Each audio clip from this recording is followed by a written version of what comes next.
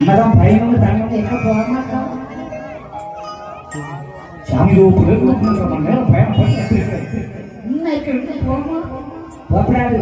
இடையில போவே முழுசாக கேட்கணுமே உணர்வோட அப்படிதானே.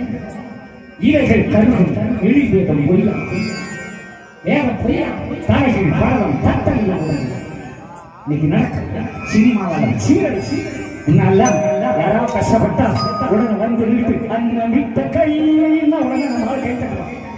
ஹீரோ இப்ப அப்படி இல்லை. இவன் அறிவாள தூக்கி வெட்டுறானோ அவன் தானே ஹீரோ. அவ்வளவுதான், முடிஞ்சு போச்சு.